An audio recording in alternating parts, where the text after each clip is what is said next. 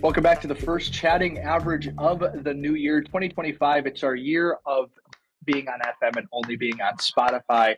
I'm John Lieber, your host, and as well as the other host, the son of Jonna and David Busak, and Joe's twin brother, John.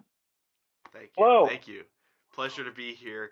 I guess the board behind John kind of belies his opinion on that, but you know, I try my best. I do want to very quickly jump in and say we're not just on Spotify. We are anywhere you can find streaming, but that's all true. Right. That's cool. I worked really hard to put the RSS feeds on Apple and Amazon. Did I say Spotify only? Yes. You said our first on Spotify. We're on streaming. Which is not true. That is, we've been on Spotify the whole time. Thank you, Aaron Siegel. Yeah, anyway. My New Year is going well so far. How has your guys' New Year been so far? John? Oh, okay. Great. Which one of us wants to defer first? All right. Oh, no, they're going to rock, paper, scissors. This is bad. Are we that delayed? Hang on. Yes. It's going to be easier if I actually, count you guys out in real life. All right. Maybe. All right. I'll just go. My New Year's been pretty solid. What is today? Today's the 4th. I assume the episode will be out later today, but we don't know for sure. It's January 4th, not May the 4th. But January the 4th be with you. True. And with your spirit. Obviously, Notre Dame won the Sugar Bowl, so that helps in my aspects of life. The first ever New Year's Six bowl game I've seen as a win for Notre Dame. Wow, they were only 1 year behind Missouri. In my lifetime. Nice. Wow, and actually, if you take my lifetime and go back 10 years, you're 1 year before their last. Notre Dame, a very storied franchise. God's favorite football team. God's favorite football team. Obviously, though, not a bad New Year so far. It's already the weekend. I'm in our public library because we're getting furniture delivered right now. Shout out whoever left this study room, because if not, I was going to have to go sit in my car and do this show. I'm sure that'll come up at some point that one of us will have to record the show in our car, and it's going to be very poor when that happens. Almost certainly that'll happen at some point. It'll be when John's living out of his truck. Which, that could happen. It could happen. It could happen. You never know. You. My New Year's is going well. Got a new microphone for Christmas, so I sound a little bit better. Shout out Santa, I think. Shout out Amazon. Send us the link. Shout out the big man upstairs. Yes, Santa Claus. That's the one. Santa Claus. That's the one. Obviously repping. Well, yeah, of course he's upstairs. How else would he get through the chimney? This is the top floor. Anyway, I got this Thrashers sweater. Shout out Isabella, my sister. The once and future team of the Atlanta metro area. You have a sister? Yeah, she's didn't know that? In high school. Mm-hmm. I just thought you had a twin brother. Yeah, you're too focused on Joe. I love Joe. Joe's actually here for the recording today, by the way. He's just out of frame because he's too short. Yeah, he's right over there. But we, it's been good over in the Sansoni house. The Christmas tree's coming down, and the latest episode of the Chatting Average, which you can find on Spotify, Apple Music, Amazon Music, YouTube. We're on YouTube. Did you know that? But that was supervising the Christmas tree takedown, and I decided to scurry back into my hole to record the latest episode. So we're here now. Are you in your bedroom? No, this is like a kind of like this bonus room office that's on the same floor. Oh yeah, that's not your childhood home though, right? Kind of. I've been here since I was in first grade, so pretty much. Okay, so that's a playroom. No, the playroom's downstairs. The playroom is in the basement. Please, apologies. Please. Yeah, Apologies. let's use the basement, proper. So. I'm on the second floor. the Crown Point Library has 2 floors? The Crown Point Library is actually very nice. I don't think you guys understand that the city of Crown Point. Have you guys ever heard of like Radisson Hotels? I've heard the name. White Lodging. They own a bunch of different hotels. Dean Lodging? White. I'm sorry. No, I'm gonna hold my tongue on that one. Dean White is from like Maryville, which is just north, but he lived in Crown Point for most of his life. And when he died, and also when he was alive, he gave a ton of money back. But when he died, his like trust went out to like the city of Crown Point, the YMCA of Crown Point, which is why it's like a $3 million or $6 million building, the schools, which is why we got all these great amenities the day after I left and graduated. But yeah, nice. 2, 3 floors. I don't know. There might be a 3rd floor. I feel like I'm pretty high up though. Fair enough. Well, I'm currently in the basement of my parents' house, as one is, and it's not Christmas anymore. In fact, we're a couple weeks removed from Christmas, but what we aren't a couple weeks removed from is the New Year. And with that in mind, fellas, I want to talk a little bit about New Year's resolutions. Do each of you have New Year's resolutions this year? Not yet. I think my New Year's resolution is to make one. We're a little late on that. I think you've missed the boat, unfortunately. We're 4 days yeah. in. It's past the point where you can make one. Lieber, do you have one? I want to be in the gym like 3 or 4 days a week, and I also want to read at least 12 books this year. Book a month. That's a book a month. Very doable. I'll honestly probably read more than a book a month. So that's very doable. He said he was in the gym, not exercising. # noticing. With Zach Plesac as well. My New Year's resolution. Me and him are at the same level of Major League Baseball. Sorry. What's your? No, it's okay. Go on. My New Year's resolution is to consume more microplastics. Now that being said, we have compiled a list of New Year's resolutions for each of the 30 Major League Baseball franchises, and I think as a group we should go through and discuss them. How do we feel about that? Okay. I like that idea. Like Mr. Sansoni, as you were the lead on this project, would you like to bring us into this? Yes. So we went by order of division. So we're starting in the AL East. The Baltimore Orioles, their New Year's resolution, as assigned by me, is make Mike Elias earn his keep. This has not been a good offseason for him. Their marquee signing so far has been like Charlie Morton. That's not good. That's not good. Hey, he had a good year. He won the Cy Young. Oh, that's true. He did win the Cy Young. Did he win the Cy Young?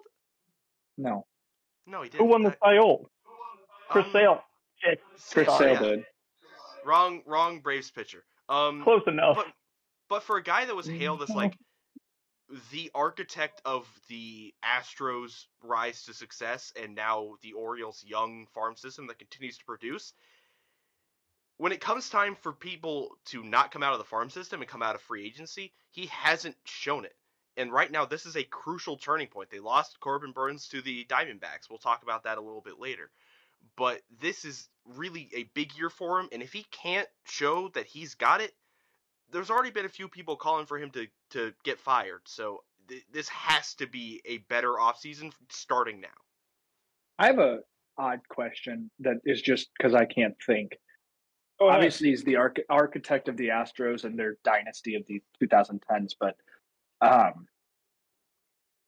who did he sign out of free agency there? Verlander? Greinke? Is that it? Well, those guys were both trade deadline guys. So that's like I just. He's not a great free agency guy. He's very good at the deadline, but he's not a great free agency guy. Like Michael Brantley, maybe is your big. But I guess because my thing is like I feel like at the same time I don't know exactly when he got to Houston, but like when Houston was good, it was like all of a sudden it was just like, hey, all 7 of these guys developed. Yes, they all did. He draft all of them though, or was it just, well, it's time to call them up?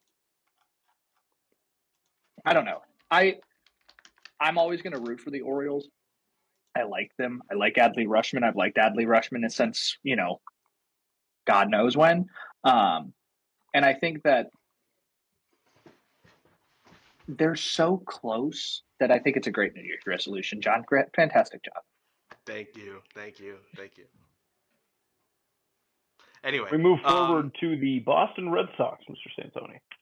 Let's go Boston division by division. Somebody reads the whole division, and then we'll swap it. Boston Red Sox, their New Year's resolution, keep raining on the Yankees parade. The Yankees, those high and mighty Yankees, and some people on Twitter are like, well, the New York Yankees don't get enough honest media coverage. Let's start a Yankees podcast. And it's that wide shot of Buzz Lightyear on the toy shelf with every other one that looks exactly like him. Point being, the Yankees are the media darling. They will always be the media darling because they're the New York Yankees. The Boston Red Sox have a chance to really shake the branches here. They got Garrett Crochet off the trade block from the Chicago White Sox. They've got Lucas Giolito coming back, so they could really have a good, solid rotation, especially around some young players, Richard Fitz, Brian Bayo, Cutter Crawford maybe. And you're looking at a team that can really, are looking for some pieces to keep moving. Does Trevor Story have a bounce back year? For his sake, I kind of hope he does.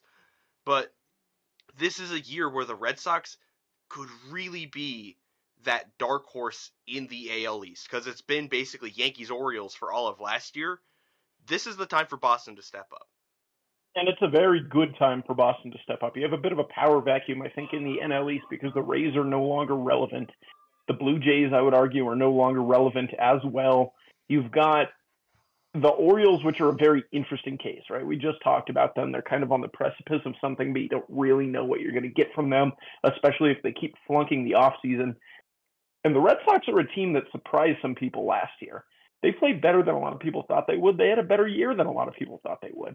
Now they've gone out and they've added some pieces in the offseason. They're continuing to build. I think their rotation is one of the best in the American League, at least.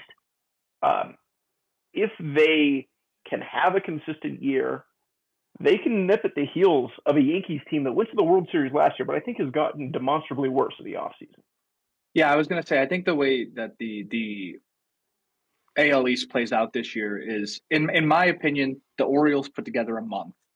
Agree. That is what is going to propel their season. They'll probably win the division.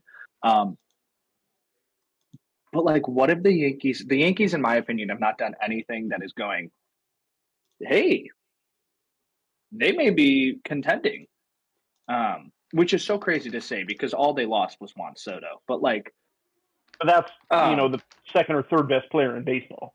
Correct. But I see it more as like you said, a power vacuum. And I think the Red Sox, their rotation is a lot stronger with Crochet.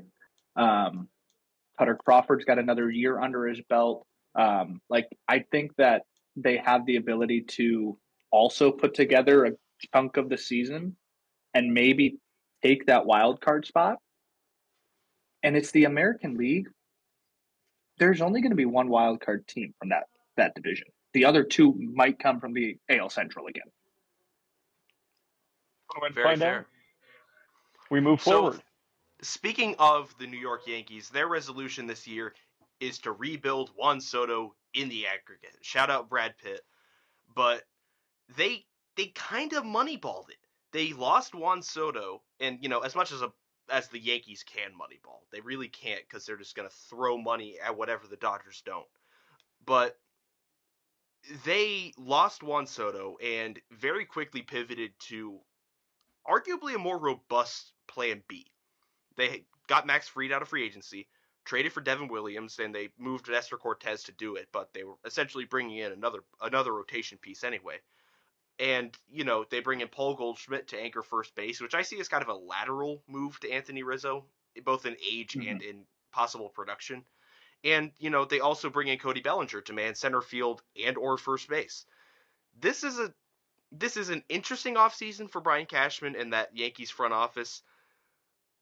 But I think they've overall brought in more production than Juan Soto would have brought to the team, which is saying something for Juan Soto, that you needed four players to possibly provide you with that that boost that maybe one player could have done like 80% of. Like, Yeah, looking at the total. Go ahead. I think the only thing that I'm worried about is, like, yes, Max Fried, great pickup. Way to swoop in and offer more money. Congratulations. Bellinger is a good move if he's healthy. And he's had issues with injuries, and obviously that's like the answer for everything is, well, if he's healthy, he'll be fine, and maybe he'll fill part of that gap of Juan Soto. I just like I think it's going to be so hard because the past year was, well, you're going to face four guys in the top of the Yankees order, and you're going to go, oh crap, what are we supposed to throw these four guys? And then you're going to face the next five and go, okay, well, here's where I can throw my fastball. Maybe. Yeah, the Yankees had a very top-heavy lineup. So and like another year of Giancarlo Stanton getting older. That rotation's not getting any better either. Well, yeah. I mean, I think adding Fried helps that rotation so much. And if Rodon can get back to where he should be, which he was trending that way, which, I mean, it's sports. If is the major thing in every sport. But, like, everybody's Justin Herbert in baseball. I'm not going to lie. But every pitcher, at least. I like what the Yankees have done trying to fill it. I'm like, if I was a Yankees fan, they will never accept anything as a win after losing Juan Soto and losing the World Series. But, like, you should be happy that they went out the month after Soto signed somewhere else and went, okay, cool, we're going to trade for this guy. We're going to get a new pitcher. We're going to get an actual closer. We're going to get this, and this, instead of, being some other teams that signed Austin Slater. Like, you know what I mean, though? Like,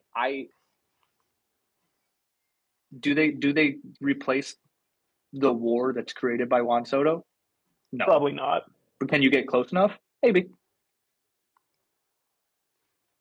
We'll see. Close enough to win the division. We will see. Moving forward.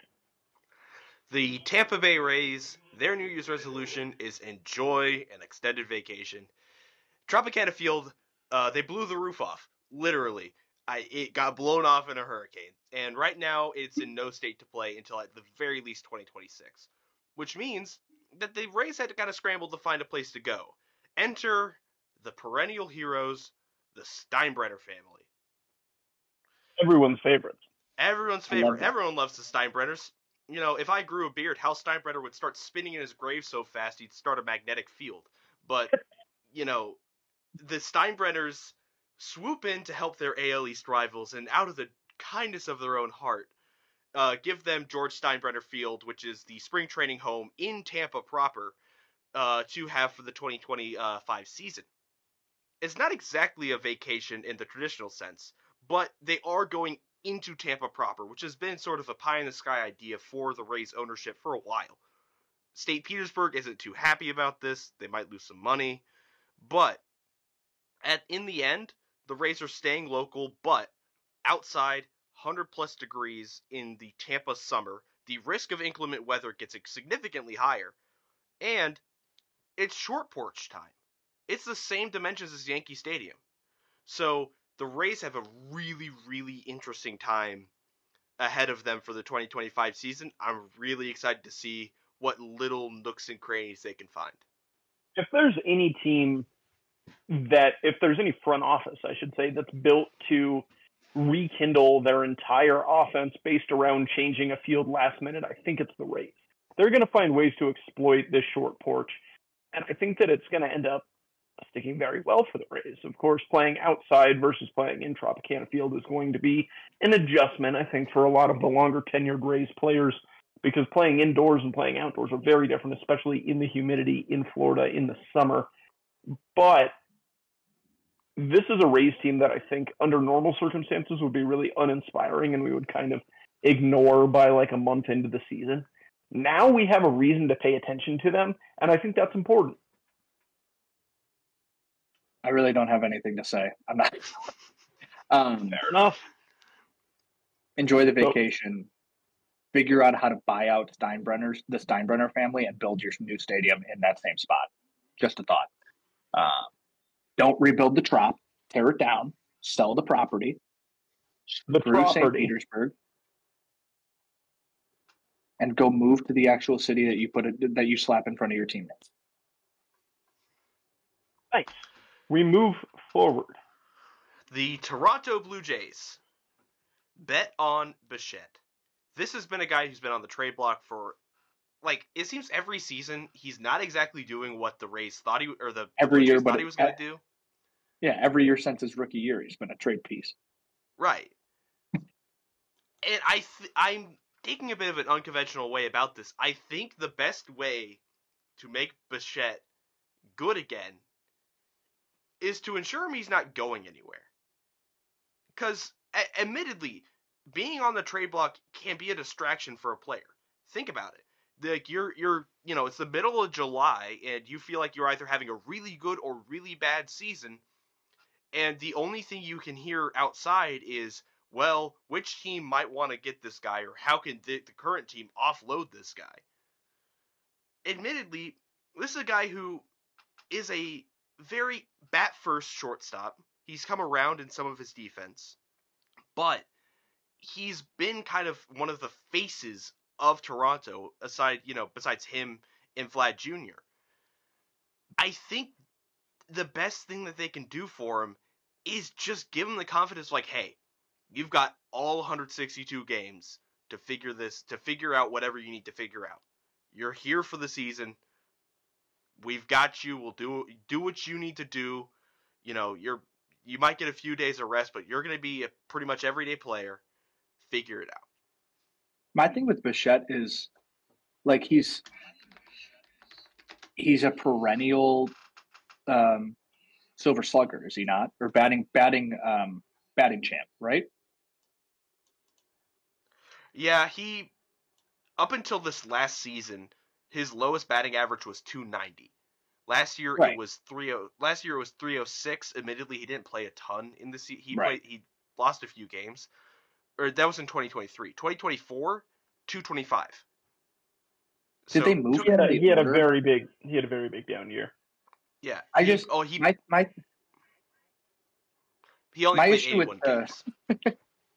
my issue with the Blue Jays has always been that they were riding on three names, Biggio, Bichette, and Vladdy, and said, yeah, we'll figure it out everywhere else. And they just haven't. They don't even have Biggio anymore. Right. Well, they got rid of Biggio. But, like, in my opinion, I know Bichette doesn't exactly hit per power, but he should really be your three hitter. If he's going to hit 300, put him with behind guys who are going to get on base as well. But he hits one, and then last year it was, well, Vladdy might do something or not. And then it was like, okay, well, the offense isn't going to do anything if it's not either of those two guys. So they focus on pitching a lot, which is so weird to me. Yeah, that's strange to me as well. And to be honest, I don't even know what their pitching rotation looks like anymore. Kikuchi was traded at the deadline. Bassett's still there, or was he a free agent? I have no idea. I don't know. They're looking like it'll be them or the Rays finishing in fifth place in the division. And I don't disagree. I think betting on Bichette is a great idea. Yeah, I mean you're entering a point where you have to decide, really, are we going to enter another rebuild, or are we going to go all in with guys like Bichette, because you don't really have a lot of pieces around them. I think that the more logical choice is going to be going into a rebuild, but that's going to be hard to sell to that fan base. It's a weird spot to be for the Toronto Blue Jays. We move to the American League Central. Mr. Lieber, would you like to read these for your division? Yeah, sure. For the Chicago White Sox, their 2025 New Year's resolution is don't be the White Sox, obviously finishing with the worst record in Major League Baseball last season, not just in last season, but in Major League history. And the goal is to not be the unluckiest team in the league, and they're going to be the worst team in the league. That will happen. Just maybe don't lose 122 games. I feel like that's pretty easy to do. I just don't like. It's like you said. I don't think they have a lot of upside. I don't think the floor. I think the floor is in the basement. Like I would say, unfortunate. Like the floor is again 125 losses. Right. Like yeah, because don't you even traded Trey. You don't get the chance to win a game every fifth day anymore. I don't know. It's a disaster in the South Side. Jerry Reinsdorf. I'm gonna. You know what I think about you, Jerry. But anyway, what about the Guardians, John?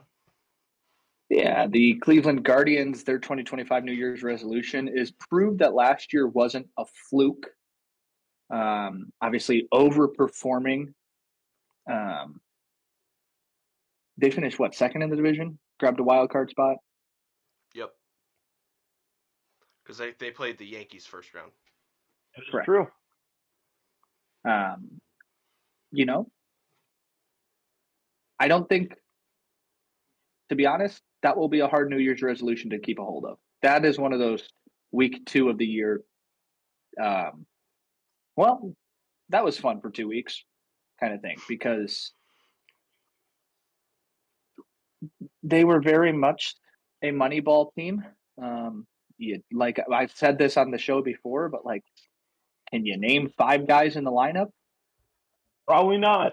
Without Daniel naming Schneemann. Without naming both Naylor brothers? No, probably not. They don't even have both Naylor brothers anymore. Yeah, I know. And now the good one's gone. The other guy, basically the Make-A-Wish brother, is still on the team. I don't even know if they're going to use him. One way to find out. Yeah, I mean this is a Guardians team that for the last 5 or so years has taken advantage of a very weak division and kind of slid towards the top just because the division's weak. They haven't really had the opportunity or the need, I guess is a better way to put it, to go out and really prove that they are a solid baseball team because they can get away with not being a solid baseball team. That's not the case anymore in this division. It's about time that they show what they have and they prove that what they have is a good baseball club. Let's look at the Tigers. For the 2025 Detroit Tigers, their New Year's resolution is don't care about the odds. Obviously referencing their end of the season last year where they were, 13% chance to make the playoffs and then took the last 2 weeks. Than that. Way less than that. Took the last 2 weeks and went, cool, what if we won 14 games? And just made the playoffs, won a series in the playoffs, I think. Yeah. They beat the Astros. They won a series they beat the Astros. And it's a wild card series, but they beat the Astros. Why not? Go have fun. Go do it again. Listen to Jason Benetti for 162 games a year. Absolutely. And hope to God Spencer Torkelson can figure out how to hit the baseball. That would be nice. Well, they kind of already bailed on him, though, because, you get Glaber, you push Colt Keith to first. Yeah. Spencer Torkelson, welcome to the Toledo Mudheads, man. I'm sorry. It's not looking great for you. I forgot that they got Glaber. That's a good move by them. Yeah, that was savvy. That was savvy. We move forward to their division favorite, dare I say? Yeah, the 2025 Kansas City Royals, almost said Chiefs. Same parking lot. New Year's resolution is keep a hold of the AL Central, the division winners from last year. Got to hold on. Got to hope to God Pasquatch is alive for more than 40 games. Yeah. That's been one of their biggest issues. Obviously, Bobby Witt is going to probably finish top 5 in MVP voting again. Go have fun. Again, it's not like it's a hard division to win because I think everybody's so. This is such a weird way to explain this because it's not. I feel like it's not a hard division to win because 4 of the 5 teams are the same. There's nobody who's the clear favorite other than the Royals being the clear favorite because they're maybe just like one tick better than everybody. But I don't think it's a very heavily stacked division. Yeah, it's not like the Astros when they were winning World Series and the 4 other teams in the division were like, oh, this baseball thing. What? Like it's not the A's and the Angels and the Rangers that they're playing. Yeah, like no, I don't think so. I think the NL West can actually be competitive, whereas the Astros were kind of cakewalking. The Dodgers have won the NL West. The Dodgers have won the NL West for 14 consecutive years. Snakes alive. Maybe it's Snake alive. Anything on the Royals? That's who we're talking about. I mean, they've got the best rotation in the division, I would say. You've got the best player in the division in Bobby Witt Jr. Parlay that, go win the division. Simple as. Yep, same. Just don't blow up. Don't blow up. Ooh, don't turn into a pumpkin in January. Gross. Pumpkins? It's not even October yet. They're out of season, man. Oh. And then the final team of the AL Central, the 2025 Twins' New Year resolution is the buck stops here. And I'm going to be honest, I need John to explain that one. Byron Buxton. All right, the shenanigans have to stop. You have to stop getting injured. All right, you have to stop. My favorite thing is it's like I hope Byron Buxton records that and plays that every morning on his phone. It's like his morning affirmation. You have to stop. Why can we not decide if he's playing the outfield or not? It's been 3 straight seasons of, well, we're going to play Michael A. Taylor. Well, we're not going to play Michael A. Taylor. Well, we're going to play this guy here. Well, we're not going to play this guy here. Oh, Byron Buxton played 3 games and then his hamstring blew up. Yeah, let's put Willie Castro in center field. Yes. Yeah. But, like, please. Byron Buxton, I feel like this has been like 6 straight years of like Byron Buxton could be one of the most electric players in baseball if his body didn't hate him. Look, I just save us, Byron Buxton. Byron Buxton's body, save us, Byron Buxton. Because at the end of the day, there isn't a ton. You lost Carlos Santana, who was really your offensive engine. You gotta have something there. And Byron Buxton is the most obvious guy to do it. Max Kepler's in Philadelphia now. You need to have Byron Buxton do well. I don't love it, but I will take him at the DH. I will take him at a corner outfield position. I love Byron Buxton in center field because that defense and speed is one of the most electric parts of the game for him. But I would rather just take a healthy Byron Buxton because he's really the only thing the Twins have.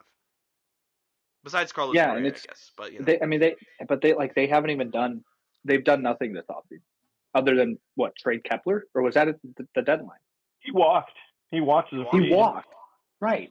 And, okay, I'm sorry. He was the 3rd best player on the darn team. And I question, how did the Twins ever win that division? But, I don't know. They're can't spell win without Twins. Nice. We moved. You can't spell Twins without wins. What? Yeah, and all I'm saying is a bunch of T's over there. Just a bunch of T's over there.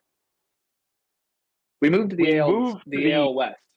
Yes, I'll take the AL West, and we'll start with the Athletics, formerly of Oakland, currently of Sacramento, in the future of somewhere else, and their New Year's resolution, with that in mind, is get the Las Vegas deal done or die trying.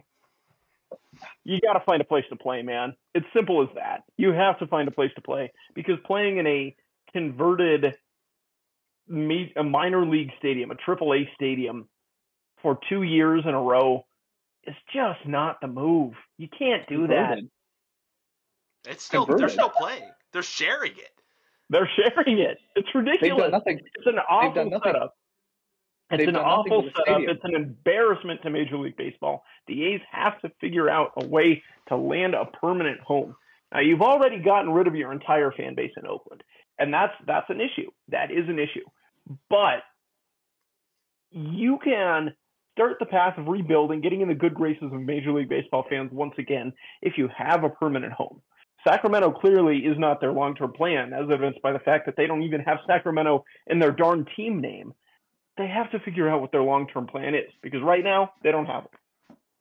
My thing is, like, what are they going to do when the River Cats have better attendance than they do? I don't think that's ridiculous to ask. I don't think that's ridiculous to ask at all. And the River Cats, that's not their organization, right? That's the Giants. That's the Giants organization.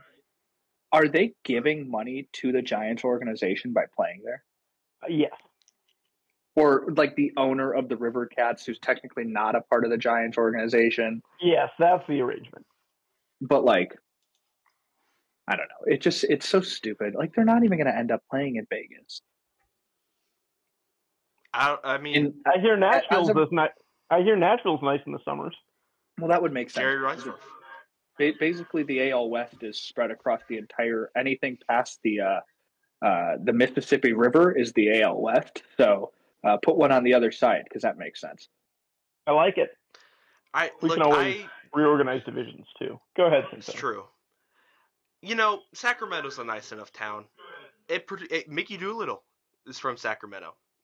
So they got. Other than that, it's a nice town. Like, I don't know. My thing with that though, John, is like Sacramento and Oakland are too close there. Well, like, there's a lot of people closer who live to San Francisco. Huh? Oakland's closer to San Francisco. If you want to talk about markets overlapping. No. That's not my issue. It's the fact that most Sacramento fans are probably either Giants fans or they're Oakland fans, and now Oakland is moving. So Sacramento A's fans have decided that, well, I'm not an Athletics fan anymore because they're going to move and John Fisher sucks. So it's like, you can't stay there either. Go up to Bend, Oregon. I don't know. Portland. Next team. The Astros of Houston. Don't get lost in the past. The Astros of yesteryear that went to the World Series a handful of times, won a couple rings. One of them was legitimate. One of them was not. Those days are gone. Your core from those World Series winning teams are playing for different franchises. It's time for you to rebuild. It's time for you to recreate those teams. But you can't coast on the Astros name brand anymore. It's time to realize that. They're not far off either. They can win the division if they add like two guys. Somebody in the rotation, hopefully. Mm-hmm. It's not far off to say that the Astros could be a wild card team, but if they carry themselves like they're a lock to win the division, and that immediately tanks their success. Completely agree. You got to look at it objectively. This is not 2017 anymore.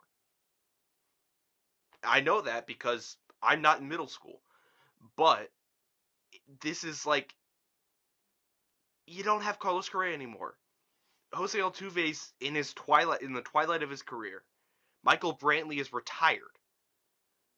Like, you gotta take a step back, be like, all right, well, what do we have? We have Jeremy Pena at shortstop. We have Yainer Diaz behind the dish, or at first base if you're getting really picky and you want Victor Caratini behind the plate for some reason. Like, you have a demonstrable amount of pieces that can be successful. Don't get caught up in what was. Moving forward to the Angels of Los Angeles. Keep Mike Trout relevant. It's been a while since we've seen Mike Trout on the baseball field in the first place, but also it's been a while since we've seen him playing games that were meaningful. I don't expect the Angels to be competing for the division this year, but you have to find a reason for the average Major League Baseball fan to care about Mike Trout. Yeah, unfortunately, your draw of having Shohei Ohtani ended last year, and we kind of saw the detriments of that for the Angels. Like, Mike Trout is top 10 in the league right now. Like, I hate to say, like, everybody would say about Mike Trout when he was younger, like, he's the best player in the league, which he probably was. But, like, the potential is over. Like, if he stays healthy, he's very good. He's going to put up very good numbers very quietly. but like do something. Do something to make him relevant. He's in his It is 30s literally now. He's like not getting any younger. it is literally like having a Bugatti in the inner city. And like parking your another Bugatti outside of your apartment that you live in with 47 of your family members is what Mike Trout basically is. and one of the things that, that might have to be like we can keep Mike Trout healthy if we can keep him producing. He might not be your everyday center fielder anymore. Yeah. I think Bring it's him time to be a left fielder, time to be a right fielder if you really need to, because Mickey Moniak can take over center. He can be he's a better defender right now. Maybe not a better bat, but he's a better defender. And at this point, you kind of just need to sell what can't happen and just buy all in on what can. And that is a good 275 hitter for average, has some pop in him, can play passable corner outfield defense, and is that leader of the clubhouse. He's not the rising phenom anymore because he's 30. And I think that's the issue with it is it's like Major League Baseball media, whatever, fans, I feel like still think of Mike Trout as like this rising phenom. And it's like he's been in the league for 10 years. He has. And again, he's not getting any younger. Right. Like, we need to stop acting like it's cool to go. It is cool to go see Mike Trout play. Like, but like, it's not like that's the novelty's worn off. Game. Yeah, the novelty's worn off. I think I've seen Mike Trout play 3 different times. I've seen him play 3 times. Cool. He's a guy in center field. Like, I'd much rather watch other players play for the first time. Agree. Moving forward to the Seattle Mariners in a wide open American League West. Figure out how to win it. Do you just want to group these two together, the Rangers as well? Yeah, I mean it's wide open for the Rangers as well because the Rangers are a team that are, just a year removed from winning the World Series. Were completely uncompetitive last year. You had a huge regression. The Mariners just flat out disappointed last year. They never had the highs. They just came out flat. Both of these teams have the potential to win the division, to go deep in the postseason. Figure out a way to do that.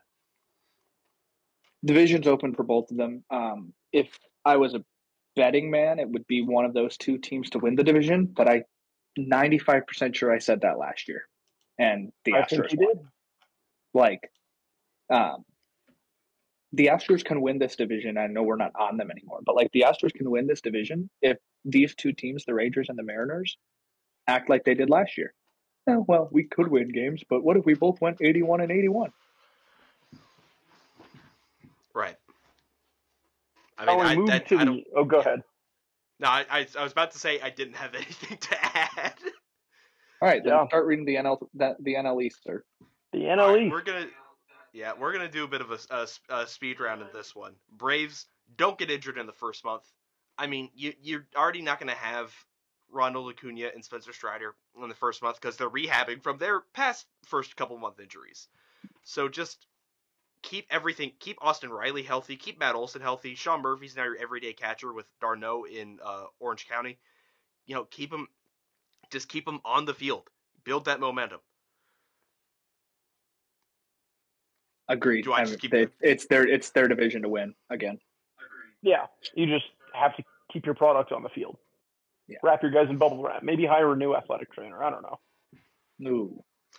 Just saying. Miami Marlins of Miami. Rebuild again. You fired. When are the Marlins not rebuilding? That's the better question. When was the last time the Marlins finished over 500? They were in the playoffs in 2020.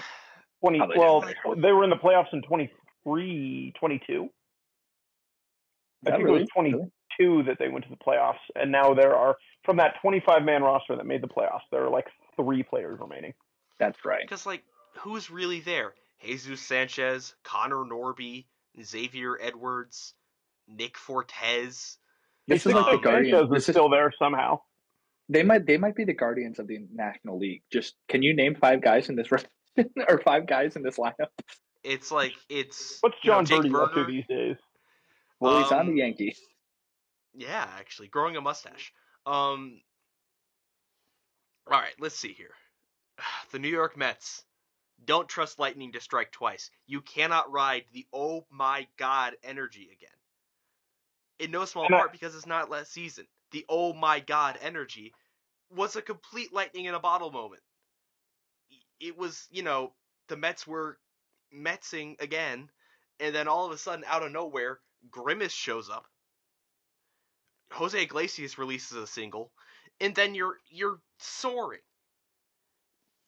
You can't just trust the vibes to carry you. To their Resign credit, Pete Alonso. To their credit, they've gone out and gotten the best free agent on the market in Juan Soto, and I think that they're already addressing that kind of like, okay, last year was a fluke. We have to make sure that our team's better this year. But as we've seen from the past 5 or so years of Mets baseball, like just throwing money at the problem doesn't necessarily fix the problem. You also have to have a locker room of guys that actually like each other. Whether that'll be the case this year or not remains to be seen.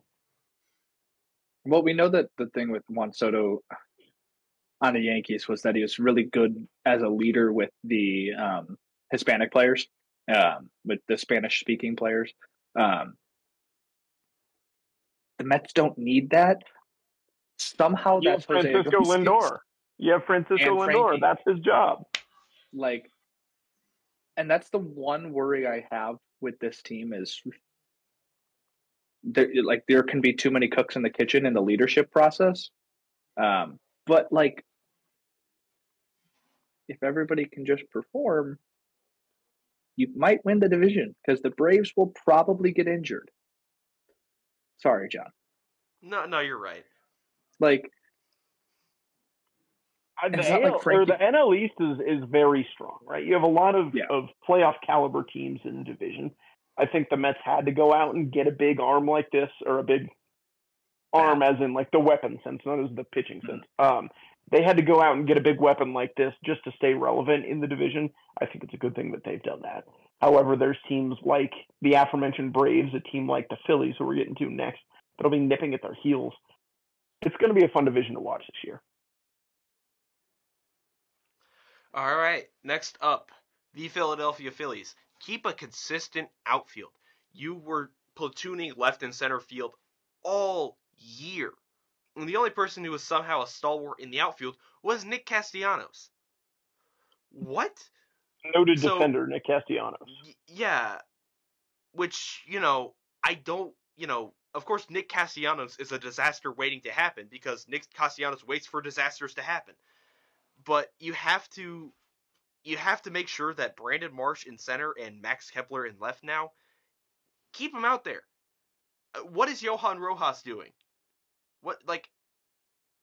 I get, he might be your better upside, defensive center fielder right now, but, it can't be just this constant, merry-go-round of players because none of them are going to end up building up any momentum because they're gone every third day. And that's one of the major reasons that they flanged out in the postseason last year. I mean, this was a team that I had picked to go to the World Series, and they got bounced almost immediately just because none of their guys could get into a rhythm in the postseason because they'd spent the entire regular season not in a rhythm.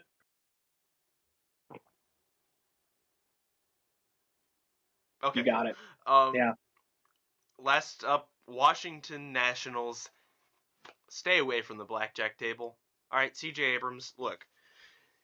You're from Roswell. I'm from Alpharetta. We're both from the same part of the Metro Atlanta area. All right, so I feel like I can talk to you one-on-one here.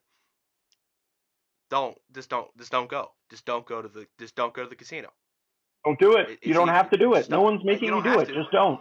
You don't. Bruno Mars is almost bankrupt because he's living in Las Vegas just spending his money. Don't be like Bruno Mars. Go to the casino. Go to the casino.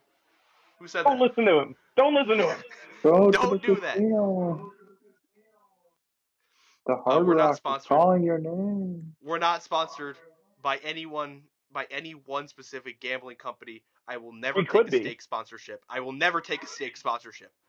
Yeah, But I if wouldn't take a FanDuel stake, but wants to give us a sponsorship, I'm just saying. if anybody wants to sponsor us, I'm just We're saying. open. We're open to work. hit The the one hashtag hit the open to email work, in the Twitter. LinkedIn. Yep. There's not an email in the Twitter. Nice. Just Actually, there might hit be. our DMs. Hit our DMs. Hit our DMs. Maybe they're not open though. We'll If open they're them. not open, find any of the three of us on Twitter. All of our DMs are probably open because we're not very smart. Moving on to the National League Central. The Cubs and their 2025 New Year's resolution is determine an organizational direction. Couldn't agree more. Great job on that one, John. Trade Cody Bellinger, sign Kyle Tucker. That was it. That was Adam. Oh, that was Adam. Cool. Good job, Adam. I was Thanks. moving furniture, so I never looked at this until today. But trade Cody Bellinger, sign Kyle Tucker. Send cash with Cody Bellinger so that you cover part of his salary. Are you rebuilding? Are you competing? Are you contending? Why did you trade for Isaac Paredes last year? Why did you do that? What's wrong with you? Why did you Talk it trade Isaac Paredes? Stop it. Again. What was up with Christopher Morel? Why did you get rid of Christopher Morel? Couldn't hit, apparently. I don't know. What are you doing? What are the Cubs up to? They got to figure that out. Right now, they don't know. What's Ian Happ going to do this year? Yeah. The Cincinnati Reds and their... What's the deal with that guy? Ooh, true. Good point. What's he going to do? Go ahead. Will you sign Roki Sasaka? Anyway, the Cincinnati Reds and their New Year's resolution is take advantage of a weak division. Yeah. Why is John sitting far the way back? Am I the only one talking about these? The NL Central is so boring. There's it nothing really going is. on in the NL Central. Holy The NL crap. Central really is is. the Midwest of divisions. Yeah. The Reds have the most talent in the division. Easily. Go I would do argue they have something the with most this. fun roster in the division too. I think De Los Santos is your guy, right? Like if De La Cruz. De La Cruz, excuse me. De La Cruz is your guy. Like if you build a roster around guys like that are dynamic, that are fun, that are going to make this team watchable, like there is a clubhouse chemistry that comes with that.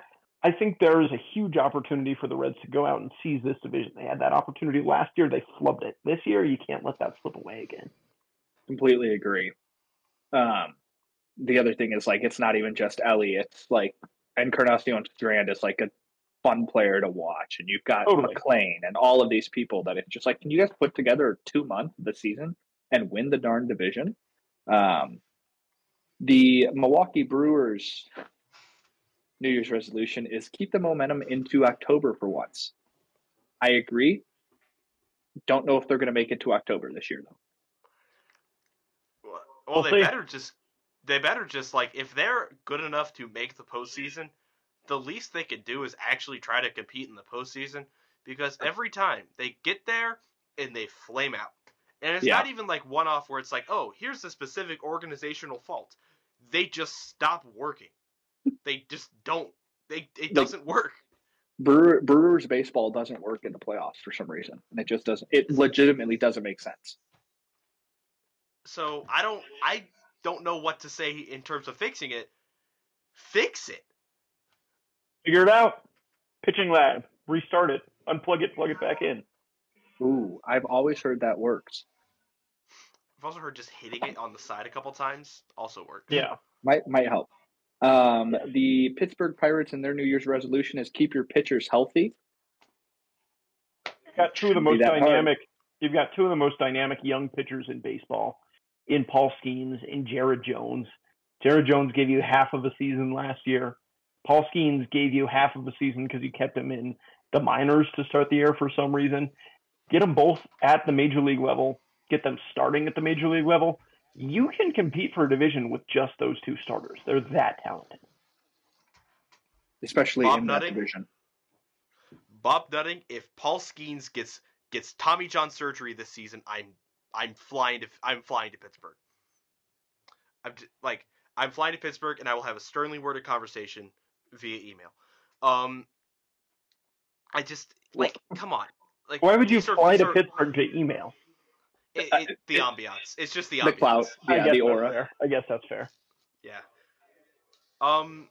Yeah. No, move on. Let's move on from that. The St. Louis Cardinals' New Year's resolution is start the youth movement. Try to get a good return for Nolan Arenado. I don't know. And then maybe lose 100 games. They never do that. Welcome to the Memphis Redbirds, baby. I hear what may help is if you build Bush 4. Just saying. No, not 5, no, John. 4.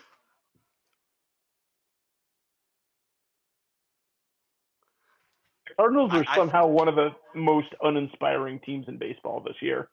Like, this is a team. This is a team that, for the entirety of franchise history, has never been worse than 80 wins, and now they're going to have back-to-back seasons of like not even being worth turning on the TV for. That's disappointing. Agreed. They got to figure it out. Even being in Missouri for a majority of the year has not made me even want to care about the St. Louis Cardinals. The only year I even cared to watch a single game was my freshman year when they were in the playoffs. And then they lost 2 straight games to the Phillies, which they were better than that year. True. I believe. Oh, the Snakes are alive, Adam.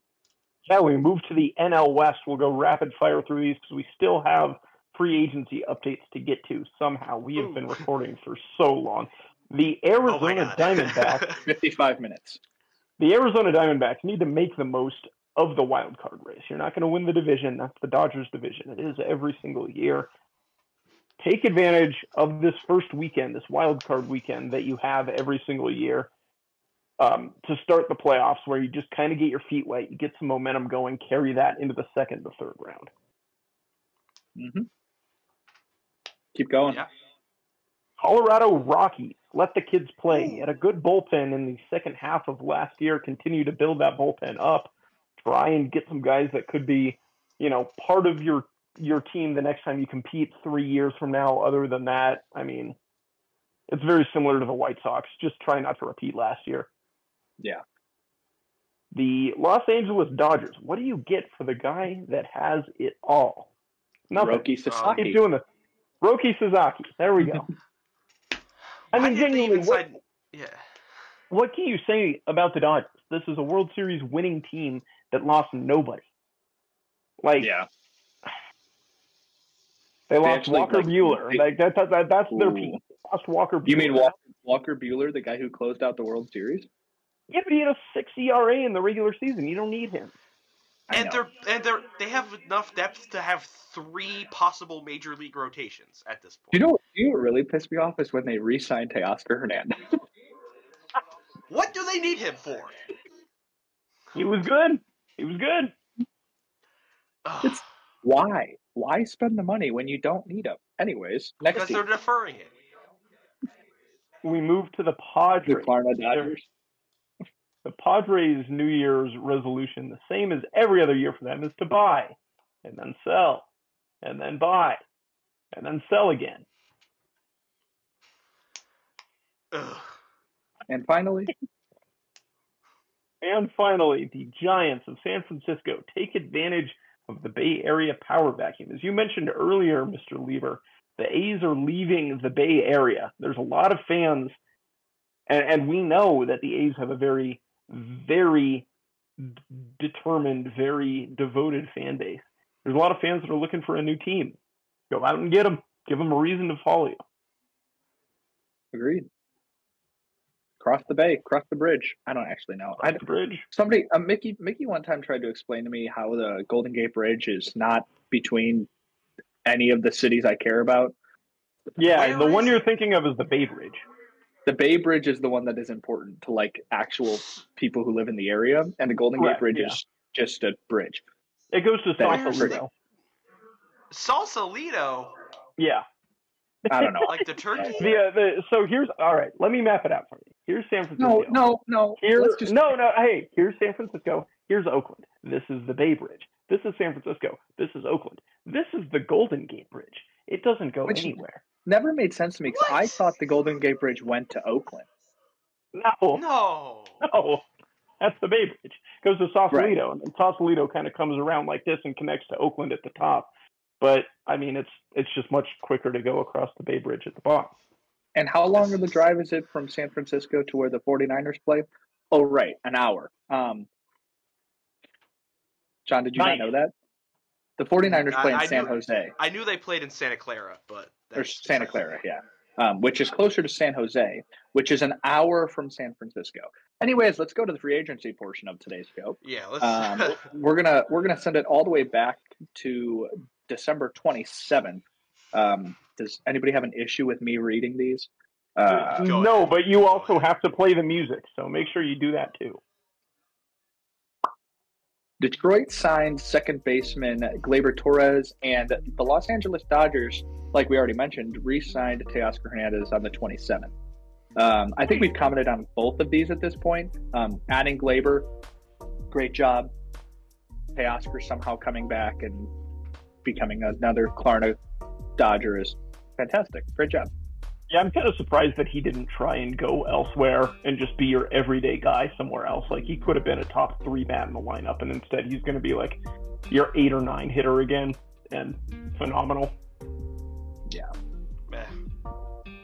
On the 28th of December in the year of our Lord 2024, the Arizona Diamondbacks signed starting pitcher Corbin Burnes to a 6-year, $200 million contract, with pretty much the only reason of why he signed there being, I like the taxes. Well, but I like the taxes, actually. He and his wife live in Scottsdale, which is just outside of Phoenix, and they just had twins also, so they probably didn't want to move that quickly either. Probably a pretty good reason to live there. Which is fair. Shout out twins. This automatically makes the Diamondbacks relevant in the National League picture. I don't think it makes them relevant in the NL West. Is that fair to say? Yeah, no, they're back into that spot where they could win a wild card spot. That's a win on every 5th day. And that's where Arizona belongs. Yeah, that's I as far as I'm concerned, having Corbin Burnes on your team currently means you're getting a win every 5th day, as long as your offense can put up 3 runs. I like it. On the December 29th, Miami trades for infielder outfielder Vidal Brujan they don't trade for him, they trade him to the Cubs for first baseman Matt Mervis, because who's playing first for the Cubs? So this is organization Michael Busch. 4. Nice. This is organization 4 now for Vidal Brujan, and he has yet to make an impact with any of them. I think it's time to slap the failed prospect stamp on him, the same one that we borrowed from Jared Kelenic. You can just take it here and go right back on top of him. As far as Matt Mervis goes, who cares? Cubs, I continue to be confused by the Cubs. What are you doing? What are we doing? December 30th. I'm sorry. Go ahead. No, go ahead. I was going to say, I like this as a change of scenery for Matt Mervis, but that's really the only thing. Yeah. So, anyway, the 30th. December 30th, 3 transactions this day. The New York Yankees signed first baseman Paul Goldschmidt. The Rangers signed DH and outfielder Jock Peterson. And the Washington Nationals signed first baseman Josh Bell. Once again, the first baseman is continuing to dry up. Is he going to be their DH? They don't need a first baseman. Yeah. Yes, he's going to be their primary DH. Okay. Because he switched hits. Obviously, we talked about Goldie in New York, and we don't really... I wouldn't go out anywhere and say that I think he's going to be good or bad there. I have no idea. He could suddenly become good again, or it could be the tail end of it could be like the last year of his career. Yeah, I mean, I wouldn't be shocked if he doesn't even play a full season for them, to be honest with you. Yeah. I think we even mentioned that when it first happened. Agree. Agree. Yeah. And then Jock Peterson to the Rangers, I like that. Yeah. He fills a need. And then December 31st, the last day of 2024, the Nationals busy again as they re-sign right-handed pitcher Trevor Williams. On the Trevor very first Williams day of- is, to me, the definition of a league average pitcher. That's Yeah. a fine signing. He's fine. Yeah, way to bring him back. And then on the first day of 2025, the White Sox said, "New year, new me," and we're replacing Garrett Crochet with left-handed pitcher Tyler Gilbert for right-handed pitcher Aaron Combs. They picked him up from Philadelphia. I don't care. Hey, Tyler Gilbert threw a no-hitter one time. In middle school, or No, he was with the Diamondbacks. okay? Did he really? Did he throw? Yeah, a it was like no-hitter himself, or it was like the first start of his career, and then he never did anything since. Nice. Maybe he'll never do that again. And then on the 3rd, which was yesterday, was the Dodgers signed utility man Hye-sung Kim. Hye-sung Kim, which is not going to I get think it's Hye. confusing with Ha-sung Kim. And then Baltimore signs right-handed pitcher Charlie Morton. Why do the Dodgers need him? What is he gonna do? What is he gonna do? Because you have Gavin Lux, who already plays second base or shortstop. Yeah, but Gavin Lux is awful. Respectfully. Right.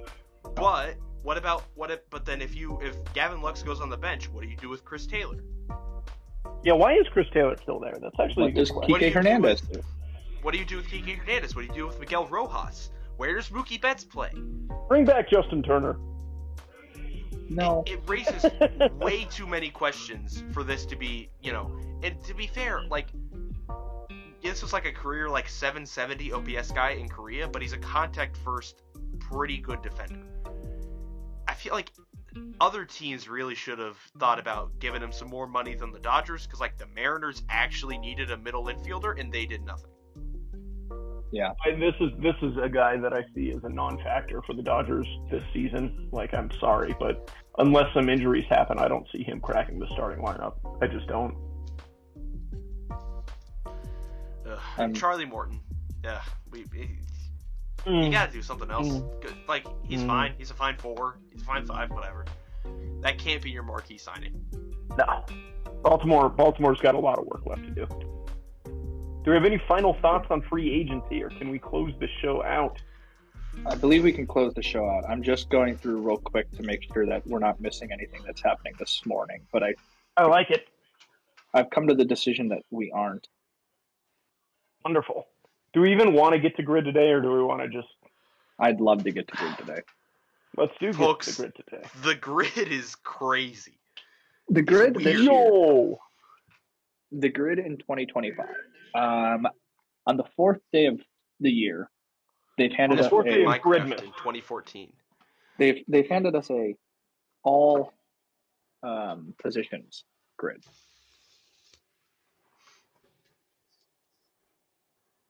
Did that stun lock you with a fidget spinner? It's what? And we I have, always get unlocked. row 1 is the pitched 1 game. Row 2 is played outfield a minimum of 1 game. Row 3 is played third base a minimum of 1 game. Column 1 is played catcher a minimum of 1 game. Column 2 is played second base a minimum of 1 game. And then column 3 is played shortstop a minimum of 1 game. We have 2 answers already filled in from before the show. So we'll give you those. Tony Walters is second base and outfield, courtesy of Mr. Adam Busak. And Whoa. third base and catcher is Willeen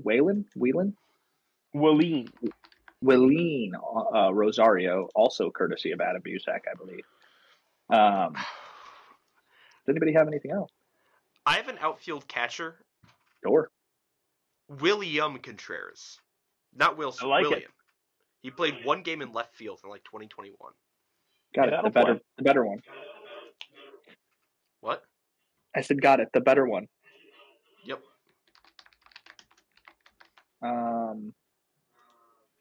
What else do we have? Yes, 0.3. My bad. I should have told you the number. I feel like second base, third base, and second base shortstop is gonna be pretty easy. I've got a second base. Oh darn, we already filled it. Never mind.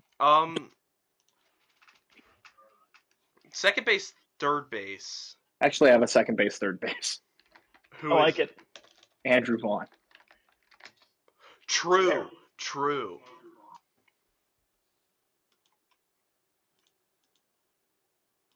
I forgot Andrew Vaughn played second at one point. .01. He played second and third for some reason. He doesn't profile at either of those positions either. No. He's a very below average first baseman. I have a pitcher Third base- second baseman. Pitcher, Okay. second baseman, sure. Kike Hernandez. Sure. I have a shortstop. Ooh, Kike 4%. I have a shortstop outfielder, Okay. Talk to and me. it would be everyone's favorite award, Larry Garcia. Ooh, I'm a big fan of the Larry True. Garcia award. That's .2. So what we have open right now is catcher and pitcher one game, which I think is where we could use Romine, Andrew Romine. Probably. And then we have shortstop, pitcher, and third base shortstop, which is like 5 billion people. Third base shortstop. Correct. Could we do Zach Remillard? Ooh, that's a good one. Who? Zach Remillard? Yeah, Zach Remillard. Like from the I didn't realize it was from the White Sox. Yeah. The right side. Yeah, we probably could. Or we could use Charlie Culberson. Shortstop, third base, we'll do Zach Remillard. You could do Charlie Culberson for shortstop outfield, I think. We don't need that. Oh my god. Oh, right. Zach Remillard is .005.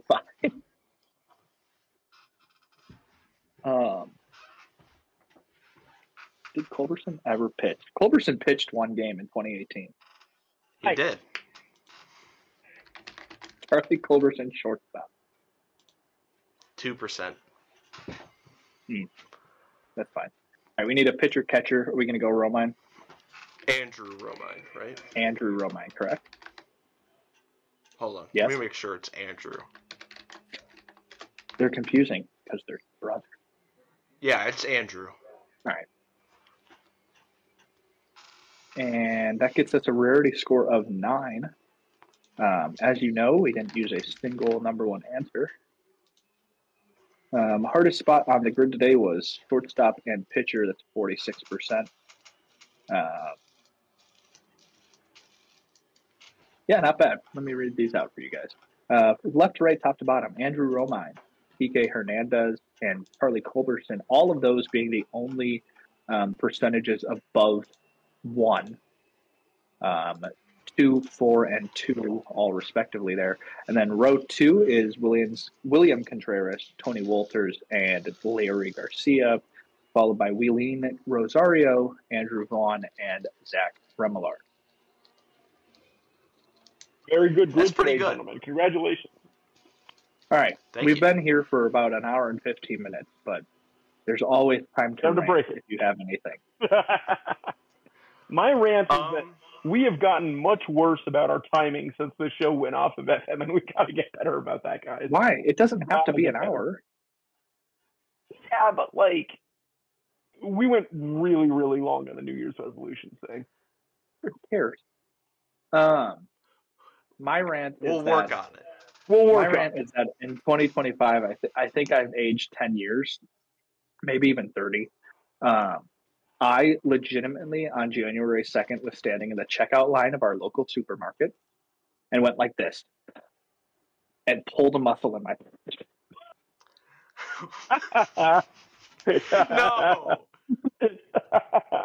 No. Oh man, you are. So, old. we'll deal with that as we do. It's still there. Moving furniture this morning was exciting. I bet. Sansoni? It is so cold in this house. It is so cold. Like, I didn't. The blank stare into the camera. Dude, I my don't- house is I don't- miserable too. I feel your pain. I don't know if like my family just like doesn't like realize it's cold, but like my feet are constantly cold. I don't want to do anything about it because then I get like warm very easily. So it's like if I put like too many layers on, I feel like really warm. And like, well, shoot, I need to take a layer off, or like I need to take this blanket off. That's like, damn, it's really cold, and it's just this constant fluctuation of being hot and cold. And I'm kind of missing the 72 degrees that I can't turn up or down in the dorm building at this point. My dad keeps the house at 63 here. I am slowly dying. It's so cold. What is the temperature outside for all of you guys today? Let's check. It is 42 right now. 33. Not bad. Okay. I'm hitting the lowest What? there. It was 17 when I drove over here today. Big. Yeah. So, we got anything else? Congratulations. I got nothing. You guys got nothing? Go Irish. Beat Penn State. Yeah. Go Texas too, please. Yeah, horns up. If they win, Are Mizzou horns gets up? more money. Horns up. Mizzou gets more money, and then lose to Notre Dame in the national championship because you don't get more money for winning the national championship. And You football. actually do. Okay, well, Notre Dame needs it. Yeah, it's great for Notre Dame. They don't have to share it with anyone. Wouldn't you think that all the big brands in college football would rather, I don't know, not be in a conference? Anyways, No, thank you for I think- listening. What's the logo on your basketball court, John? Tell me. ACC. What's the It's logo on the ACC. What's the logo on the hockey rink? Big Ten. Big Ten. All right. Thank you for listening to Chatting Average. For the twin brother of Joe Sansoni and the son of Jonna and David Busak. I'm John Lieber. Tune in the next time we post an episode. Download on Spotify, like on YouTube, subscribe on YouTube. I should probably go do that. Follow us on Twitter or X. Follow the us on Everything Twitter app. or X, the Everything app. You can kind of get to everything from there if that's the easiest way for you to do it. We appreciate it. If you are somebody who owns a business and you want me to do a little read here next time, like your ad here could happen, just reach out. Any of the three of us. We have no restrictions at this point. This is our show. We own it outright. We didn't pay for it. So. But, all right. Bye. Bye. Enjoy the baseball.